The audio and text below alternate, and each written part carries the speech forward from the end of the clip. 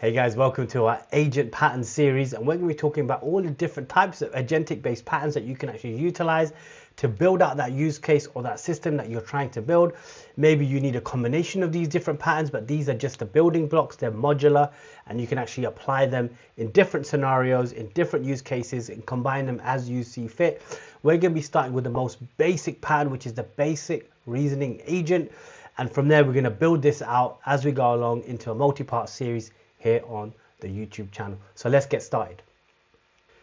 So we have our agent right in the middle of the screen, and that's because it's going to be the focal point of this series, and everything is going to be built around it.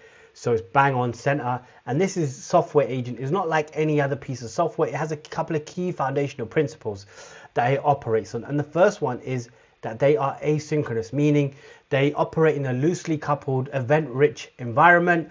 And you give them a job to do, they go behind the scenes, get that job done, and they come back to you with a response. You're not necessarily waiting for them in a synchronous kind of manner, so they are asynchronous. The second one is that they are autonomous. They act independently without any form of external control or some form of human intervention. They are independent. They have a job to do. They go on and they get that job done with the tools and the services available to them. And the final one is agency, meaning that they act with a purpose. They have a goal in mind, set by a user, maybe set by another system, maybe even set by another agent using the agent-to-agent protocol, and they have a job to get done. They know what that goal is, and then they have that purpose. They work backwards from that and get that job done. So they have agency, they have a purpose. Now, our agent needs a brain. So let's drop a big brain in. And the brain is essentially our reasoning engine, and this is an LLM, a large language model. So let's drop that in right here. So this is our LLM, and we know there's loads of different LLMs available via loads of different vendors. So OpenAI, Anthropic, which have Claude, or their Claude and Opus models. Their Fable models are now out, which are Mythos level, which is super intelligent, or some of the smartest models out there. They're super expensive, by the way, but they're there. You've got Kimi K3, the new Chinese model, very intelligent, very cheap compared to the other vendors. But there's a whole host of LLMs out there that we can utilize as part of our agents, and we need to pick the right one based on what we're looking for. Maybe it's a latency, maybe we need a quick response, all of that kind of stuff. Anyway, the brains of our agent, our reasoning engine, is the large language model.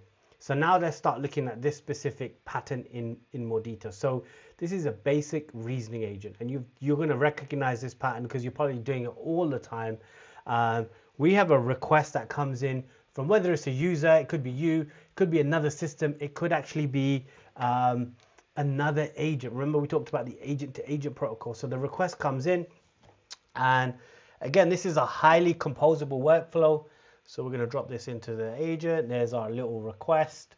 So let's just say it's a query that comes in wherever that is, whatever the source of that query is. Now the agent reads that query. It then creates a structured prompt for our LLM like this. And we'll just put in prompt. And the LLM essentially will read that prompt and provide a generated response back. So we'll just say generated response back to the agent, which in turn then responds back to the requesting party. So in this case, it could be any one of these right here. So this would be our this would be our response back as a result. Simple, right? And the response is based on the knowledge of the LLM, based on the data that the LLM was trained at that point in time when it was created, whatever version of the LLM that is. So query comes in, agent has a look, puts it into a structured prompt, sends it off to our brains, and the brains of this outfit say, okay, here's the question that's being asked. Let me generate a response based on all the knowledge that I have available to me or that I was trained on. Sends that back to our agent, and the agent then responds in kind to the requesting party, whatever that requesting party might be. Like I said, it could be another agent, another system, it could be you, me, anybody. Sends a response back, nice and easy. This type of workflow in terms of a basic reasoning agent is great for, text summarization, classification, that kind of stuff. You give it a long document and say, can you just summarize out the key points, blah, blah, blah.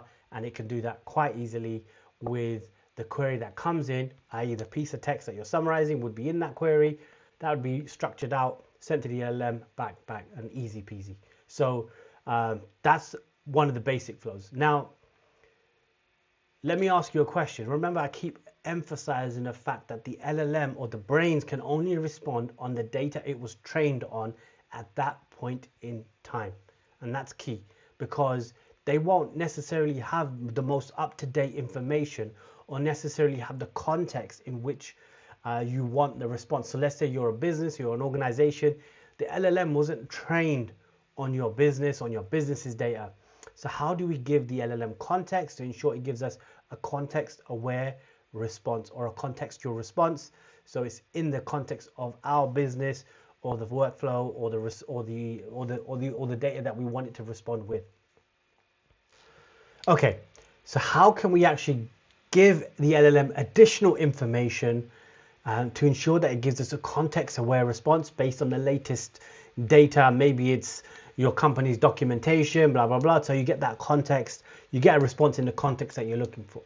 And the way that we can actually augment or supplement the information that the large language model was trained on is known as a technique called retrieval augmented generation. So if you look up here, it is abbreviated as RAG. So we have our RAG system here, and this is basically a vector database. You chuck in a load of documents, they get turned into vectors stored in that database. The closer the vectors are together, the more likely they are related. There's a whole process to that using different types of embeddings models and so on, but we're not going to go into that. Just to understand that there's this technique available. We can drop our company's documentation into there, some of the latest docs, and then when a request comes in or a query comes in, before the agent sends the prompt off to the LLM, it goes and checks the RAG store, or in this case, the little database with some of that information, the vector store. So what it does is it says, okay, query comes in, and then the agent says, let me check a data source here to see if we have any supplement information that we can then provide to the LLM. That pulls back specific, it's like we refer to it as a semantic search that comes back with relevant vectors to our query, which is then passed on to the prompt here in this fashion, and then the LLM returns with a context-aware response. So the enhanced prompt is sent out with the additional information that came from our RAG store or our vector store. So this is now an enhanced prompt, comes into the LLM. LLM uses that enhanced prompt plus the original query, gives us an enhanced context-aware response, which is then sent back to our requesting party. So that's how we add additional information or context for the LLM to respond with, or provide a generated response with, going back to our requesting party, whether it's a user or another system. So let's number these out. So this is number one. So a query comes in to the agent. The agent then sends out a response to check the actual vector store to see if we have any additional relational information. We refer to it as a semantic search. This would be number two. The RAG store returns relevant vectors that are related to our query. So 3, and then the prompt, an enhanced prompt, is sent to our LLM with the additional information or the additional vectors.